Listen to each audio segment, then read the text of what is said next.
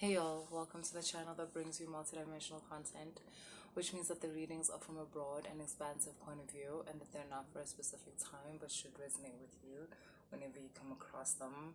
Welcome to your Orisha reading. I know it's been a while, and today our Orisha reading is coming through Urumila. What a refined energy. What a refined energy. Like, chilled. Like, no hurdles to jump through. No need to prove oneself. Because I'm getting that apparently we give energy to our hurdles. We make them appear to the challenges we have in life because that's the way that we can.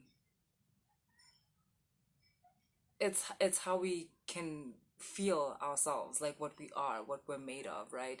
Is when you go through the challenge and you are victorious, or you go through the challenge and it kicks the shit out of you, and now you know that you have work to do or whatever. But this energy of Orunmila, it's very refined masculine energy. I'm also getting just a short little intro before I begin. I'm gonna pull cards for you guys just now. Firstly, if you want to book a reading, all the information is in the description box. Cool. So, when we started, like, as a collective, like, started creating archetypes in order to help us navigate our own lives, it's very obvious that an archetype will have a feminine and a masculine aspect, right? And while we were kind of breaking down our wholeness in order to figure out what we're made of and so forth, which is very natural, what actually ended up happening, as we all know, is that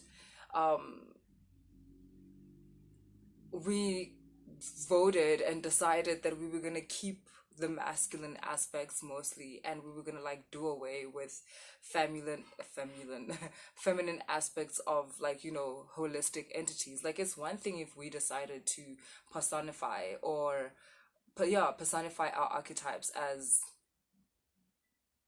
androgynous, but to be honest, we mostly didn't. Instead, we chose to completely only have them not even as masculine but as men. Not because, don't say that, don't say we chose. No, you didn't just choose to make our deities and our, like, archetypes masculine. You chose to make them mostly men. And so what happens is that you've got an like an entity like Orumila, and the information that he brings across is information of heightened intuition, of wisdom, of knowledge, of a bridge between worlds. And you can't help but notice the feminine aspects within this archetype's character. And still, you don't get educated about the holistic nature of Orumila. You don't. It's like we are taught to look at all of those attributes as suddenly as masculine. Like, he's strong and whatever, and he can do it. And yeah, this message today to all of you who consider yourselves children of Orumila, or just followers of Orisha and information, and you're drawn to this.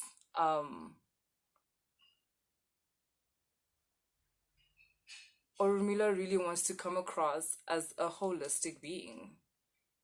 And okay, I'm getting that the feminine aspects of the Orunmila energy or entity is kind of like the void. It's like the conception, creation, basically. It's what you would call inner work. It's also what you would call destiny. It's also what you would call I don't know, all the secrets that you have in, like, DNA blueprints and stuff like that. Like, that's what you would call it's strategic energy. That's what it is, right? That's what, at the end of the day, that's what, like, kind of your DNA is made of, like this intelligent strategic energy that can be magnified into a complete human being, or anything else. And then the masculine aspects, I'm being told to tell you, is the manifestation. So while you conceive this idea of, or this concept that is you, in this case, let's say it's you, right? Like, who you want to be, what you want to achieve in life, and so forth. Urumila is saying that's the feminine aspects of him. Like, when you can connect to the most hidden parts of yourself, hidden because, I'm going to get to that too, like, on a bigger level, but hidden just based on your normal society conditioning running. So whatever doesn't fit into that conditioning, whatever doesn't fit into, like, what society would approve, that part of your nature, that part of your personality, it kind of hides, right? It goes, like, underneath that. So yeah, basically, yeah, that was the intro. How Orunmila wants to connect with you guys on a very holistic level. That is on a level that has attributes of both your feminine and masculine aspects, which is to just say, like, the part of you that conceptualizes your ideas, or the idea of who you are. And not only that, but also he's saying he's also the manifestation, though. He's also the masculine aspect of it, which is the manifestation, which is the opportunities that then come about in your life based on this internal, like, cooking that's happening, right? Okay, so what else? Okay, also, um, while I was meditating on the energy, Orumila was kind of like showing me how Orisha has been kind of like taught to people as a bit of like a, how do I say, like like like old, like archaic, like ancient, like native also almost. And there's just this message of that kind of restricts people that connect with Orisha in terms of how far in their life, especially relating to how your world is right now, like, amped by technology and everything. And excuse me, there is this idea that Orisha can maybe only take you so far. Like, if you want to connect with your African roots, then, like, oh, Orisha, Orisha, and not understanding that when there is a threat to a certain way of living, the most sacred and the most honored parts of that way of living, that's the part that's hidden first. That's the part that goes underground. And then what stays on the surface is what, if any of y'all survive this, you can always just, like, there's this, don't forget, there's this, there's your culture, there's your heritage. And basically that's the thing with Orisha. At a certain point in time, a certain way of living, like the way people were taught by Orisha, that became threatened either by, just changing times, really, just timelines changing. And a lot of that information went underground. See, it's not gone and it's not incomplete, it just went underground. And that information is, I understand why that information hadn't come up, like, until now, because it has a lot to do with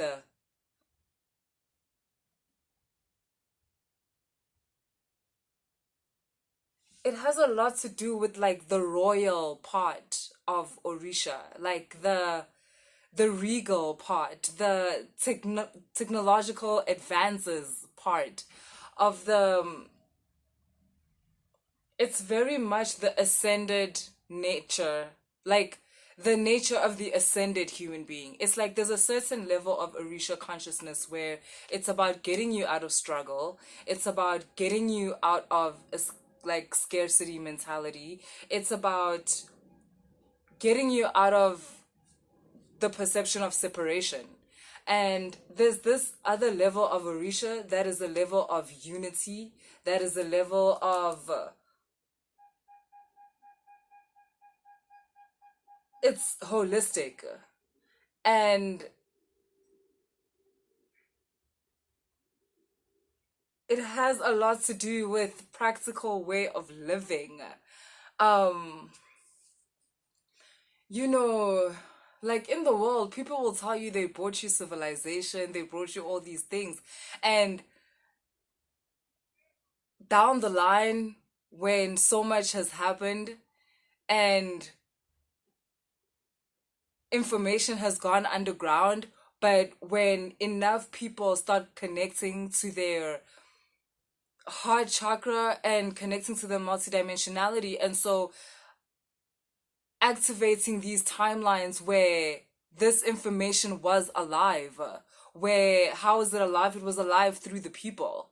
When enough of us are able to tap into those lifetimes where we can get to the practical teachings of Orisha and the day-to-day lifestyle of having Orisha amongst us, within us, right? That part, that's the part that's been hidden. And the sophistication, that's why I was calling it royalty. It's the sophistication of living. It's, oh my God. Yeah, I don't know. Is it Beyonce? I don't know who it is, but like at the end of the video, yeah, it is. I think it's Alien Superstar. And at the end, there's like this kind of like voiceover, and she says, um, it's just different. It's the way we walk, it's the way we talk, it's the way we express, it's the way we make love, it's the way we make music. It's just, it's different. Like, and again, you know, sometimes it happens that like things will happen and people will be like, we brought you this, we brought you this, we brought you civilization. Like, but how? Like, we, what? What do you mean? What do you mean? There was no, what you call royal didn't exist until you saw us. So what do you mean? Like, yeah, that's what I'm tapping into. That's the energy I'm tapping into. Basically, Urumila is telling me about how there's a certain level of your way of living that a lot of you who are children of Orisha, you haven't tapped into yet. And it's kind of like that's what you're kind of tapping into right now. That's what you're possibly tapping into right now. Or that is what is available to you at this point in time. It's a whole way of living, of ease, of yeah, oh my God. Yeah. Of beauty, of opulence, of glory. I'm just getting like, you know, the like the glory of mankind. You all know I will fidget with my t-shirt until the end of this video. um yeah, okay, look, let me get into the reading. Let me pull some cards.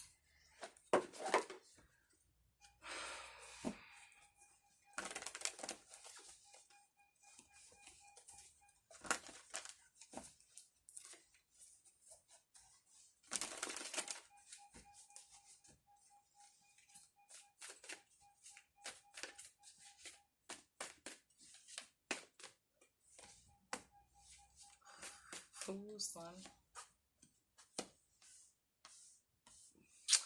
Right, right, right. Oh my God. Okay, so again, the message is that you've got this 5 of earth, you've got this 3 of air. So, this story, this narrative, guys, of like the struggle and the challenges, and I know, right? They tell you that's just how the world is. Life is always gonna be like that. Okay, cool. Let's turn that down. Just listen to me for 2 minutes. Like this whole narrative of the struggle and like whatever, especially when it comes to Orisha and that, like, those kind of entities and deities, and helping us through the struggle, helping us overcome. It's like, yes, there is that narrative, there is that level of consciousness, or that interface that you'll have with your Orishas. It does exist, yes. The one you guys saw on American Gods, where the Orishas are like helping the slaves, like, yeah, cool, totally, obviously, cool.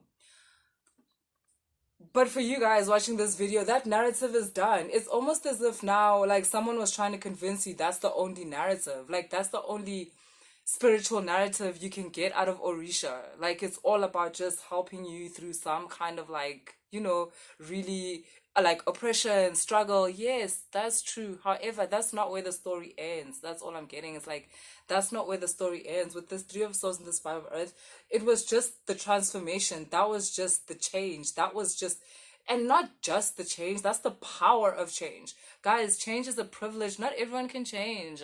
Not everyone is able to rearrange themselves and, like, sit their ego aside and actually be like, shut up, I'm talking now. Like, this is what we're gonna do.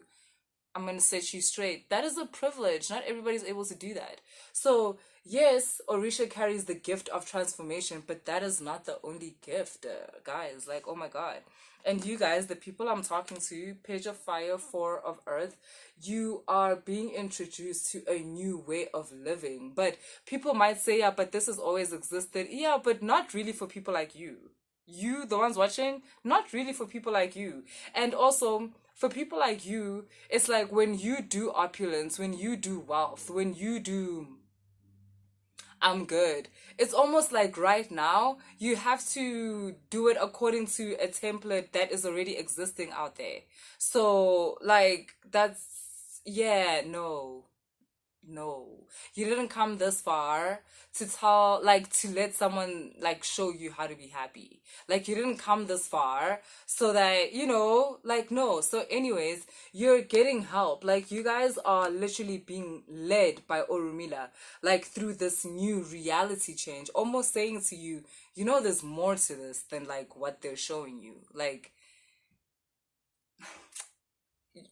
you guys are getting, like, an induction into what it's really like to just live nicely, to, like, to also, look, it's because of the people that I'm talking to. You guys did the thing. Like, you believed in yourselves, you worked on the dream, and you're still doing that. You held the space, which is what I'm getting is more importantly, like, I literally just got put, like, that pushed in my face. Like, you held the space, and you always do. Even when you're working, you're always holding the space of a greater version of you, a more. And yet, like I said, it's almost like some of you are reaching the stage where you might be really successful, like, but you're kind of, like, not happy, or you're bored. And again, it's because someone is telling you what to do with your money. Someone is telling you how to be happy. Nothing wrong with that. There's nothing wrong with that. We're programs. That's actually how it works. But their ideas are boring because they only, like, yeah, they benefit specific people, and their ideas are just boring. Okay, cool, go buy Balenciaga, and then, okay, go, what's it called, go skiing on the mountains of Lesotho. Yay. Actually, that is amazing. It Yeah, okay, cool. Anyway, but Orumila is giving you an energy of ancient wealth, multidimensional wealth, on some, let me show you a world that is long forgotten, and the people that know that you is, like, exist in this way, they will never tell you. They will never tell you. They don't want you to know. But because it was so, like, wow, I'm getting these people that, like, saw this type of wealth from, like, your ancestors and shit, and they were like, no ways, this is not possible. Where it literally feels like gold is just falling from the sky. Like, that's how much there is of it around. And even the people, like, the elegance, the sophistication, the beauty, because it's internal beauty, it's beauty from inside. Like, just the guys, the freshness of life. I don't know if you get what I'm saying. I feel like life right now it's kind of stale. Like even if you do receive success, it's like what are you gonna do? You're gonna give us the same Instagram pictures that everybody's giving us. Like so you did all of that. You believed in all your dreams so that you could do the same thing that everybody else is doing. Nah, come on. Nah, come on. And yeah, you guys are getting like your idea of living is just expanding. Your idea of living is expanding. There's so much to be in terms of the energy that you have inside of you. Um, you've got the three of fire and the seven of fire. And this three of fire is literally just telling me that the expansion that is being translated, like you already have an expanded consciousness, and that's being translated into your living space, into your surroundings, into the place where you are, the place where you sleep, like your room, your friends, where you go party, everything. You're about to get just a more spicy like experience of life because you are guided and you genetically come from people that was so in tune with life as an energy that it just made the whole experience of living so beautiful, like so nothing that I can explain right now. And but basically with the sun card you're gonna experience that, you're gonna realize how we're being shortchanged by like society in terms of okay cool, I've got all these ideas or I've got all this money, like what do I do? Like because money is energy, guys. Money is a gateway. Money especially high frequency money, which is money that you accumulated because literally you went through the dark night of the soul. Like if you either get what I'm saying or you don't. If you don't, it's really not a big deal. Like, don't worry about it. Um, but yeah, you're being introduced to a timeline that favors you to, and when I say timeline, I mean you're being introduced to a timeline that has a reality that favors you, a reality that understands you, and a reality that you are related to. Certain things that matter in everyday normal world are not going to matter in this reality because it's connected to you in a certain way. Not only that, it's laced with all your ancestors and all your Orishas and like that kind of thing. It's just like I said, on a conscious level, on the way in which you build your reality. You know how they like you become what you think. Well, you're very connected. You are very connected to the ethereal parts of yourself, and you've tapped into a reality that hasn't been tapped into for a long, long time. Like according to Urumila, a lot of people haven't experienced this. Like again, people will say things like they, brought you a certain way of living when you've always had that way of living. It's just that sometimes things change, and like I said, certain information had to go underground. You are tapping into that information, kind of like the world of Orishas that is hidden to people. People think Orishas is just about like, like I don't know. To be honest, the pictures I get on the internet always give me a feeling of like just Africans in the jungle, like type of thing with your gods and whatnot. And I don't like that because because it's so much more than that. It's not just that. Yes, Orisha has to do with natural elements, nature in itself, and healing elements, which obviously have to do with plants and water and fire and all of that. Yes, but also it's actually quite, the concept of Orisha is widespread. It's so expansive that I like, it irks me that they like that the image that we're given is very, very like restricted and all of that. But yeah, like I said, you're about to tap into a world outside of that world that we've been given of Orishas. And yeah, the only hint I can give you is, like I said, like this is a very sophisticated, regal people. So I cannot wait to see what's about to happen. Yeah, that's what I got for you guys later.